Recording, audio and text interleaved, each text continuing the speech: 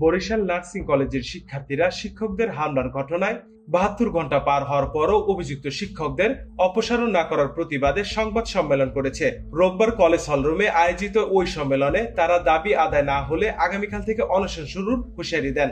আমাদের দ্বিতীয় দাবিটি ছিল গ্রাজুয়েট নার্স যারা ৪ বছর মেয়াদী স্নাতক সম্পন্নকারীদের নবম গ্রেডে সরাসরি নিয়োগের ব্যবস্থা করতে হবে। আমাদের তৃতীয় দাবিটি ছিল আমাদের ৬,০০০ টাকা ছিল। আজ ২০২৫ সাল, এই দীর্ঘদিনের পরিক্রমায় আমাদের ইন্টার্ন ভাতাটা আমরা চাইছিলাম ৬,০০০ থেকে উন্নীত করে ৩০,০০০ টাকা করা হোক এবং হসপিটাল সমূহে নার্সদের জন্য ন্যূনতম একটি বেতন ভাতা সরকার কর্তৃক নির্ধারিত হোক। শিক্ষার্থীরা জানান, গত ৩০ এপ্রিল থেকে সারা দেশের সরকারি বেসরকারি নার্সিং কলেজের শিক্ষার্থীরা ঢাকা বিশ্ববিদ্যালয়ের নীতিমালা অনুযায়ী শিক্ষক নিয়োগ সহ ৪ দফা দাবিতে আন্দোলন করছিল। কিন্তু ৬ মে কর্মসূচি পালনকালে তারা শিক্ষকদের বাধার মুখে পড়েন এবং শারীরিকভাবে আক্রান্ত হন।